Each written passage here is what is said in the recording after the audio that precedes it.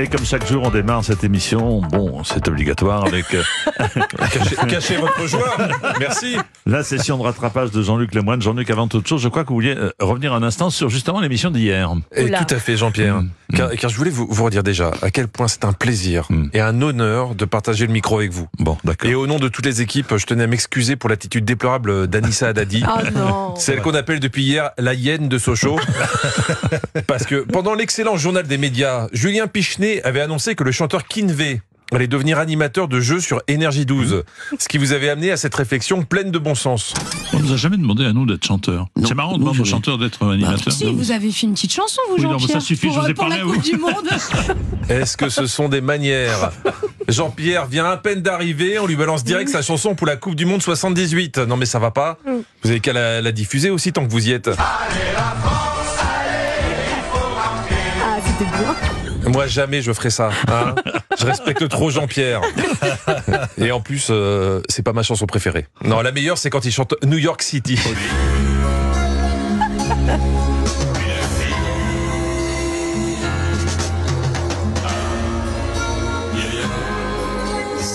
Eh bien, à demain. Merci beaucoup, Jean-Luc.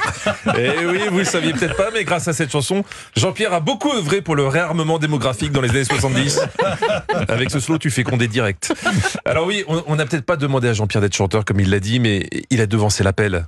Même si son vrai domaine d'expertise, tout le monde le sait, c'est l'animation. D'ailleurs, Jean-Pierre, que faut-il pour faire une bonne émission? Pour faire une émission qui aille dans toutes les maisons, il faut de l'imagination. D'accord. Trouver des idées qui fassent s'envoler des millions de couleurs.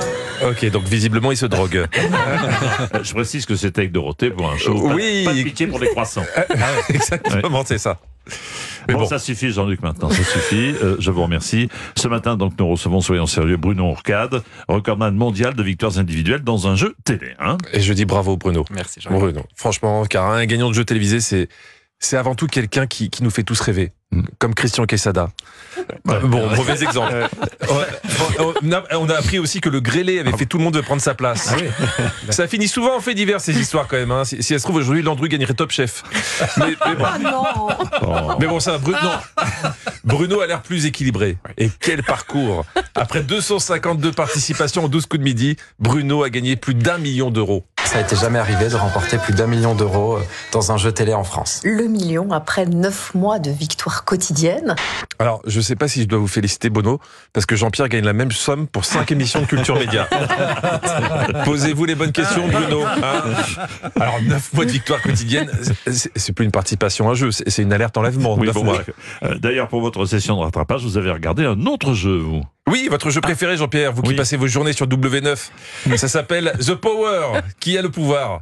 Ou si vous n'êtes pas bilingue, je vous traduis, le pouvoir. Qui a le power? Je vous résume le concept. Le but est de trahir et d'avoir le pouvoir et de le cacher. Voilà, vous savez maintenant comment Jean-Pierre a pris la place de Thomas Hill. Mais je n'en dirai pas plus car je tiens à ma place et je suis pas très courageux. C'est exact. Cette semaine, Mike San nous a fait une révélation et je crois que vous n'êtes pas prêts. Je suis tripophobe. J'ai la phobie, Ah ouais, des... c'est quoi? J'ai la phobie des petits trous. La phobie des petits trous. Comme Julien Pichenet. Ouais, pareil. Ça a l'air de rien, mais ça a conditionné toute une carrière. Il est devenu journaliste alors qu'à la base, il rêvait d'être proctologue. Dans les derniers épisodes, c'est Eddie qui a hérité du power et Marois a tout de suite eu des doutes sur lui. J'ai envie de prendre Eddie comme ça et de secouer, de dire allez, dis-nous la vérité, t'es cramé là. T'es cramé, C-A-R-A-M-E, accent aigu.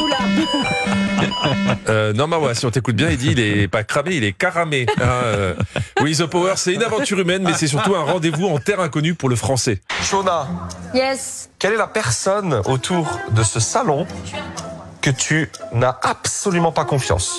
Moi, la personne que j'ai absolument pas confiance, c'est ton Becherel. Mais la production de l'émission insiste quand même dans les défis extrêmes. Le jeu est simple. 3 équipes vont s'affronter pour découvrir des rébus. C'est quoi des rébus? Des rébus, ouais. Je suis stressée parce que j'ai à peine de comprendre qu'est-ce que c'était qu'un rébut. Donc, Oui, Koh-Lanta à côté, c'est une balade en pédalo. Réunion maintenant au sommet entre Nicolo, Gabriel et Marois. Problème, d'habitude, ils invitent Eddie, mais pas là. Je prends un petit peu mal, j'avoue. Je sais pas, on n'a pas dit qu'on était ensemble, les trios, donc quatrio, non? Eh oui, à 4, c'est pas un quatuor, c'est un quatrio. Un quatrio, c'est un trio à 4. Enfin, j'imagine, mais là, il faut que j'aille me reposer en duel. Le duel, c'est un duo, mais tout seul. À demain. Salut Jean-Luc, à demain. Je rappelle que samedi vous jouerez. Non, je ne veux pas dire que samedi, je ne le dirai pas. Que vous présenterez votre spectacle Liquidation à la Comédie des Volcans à Clermont-Ferrand.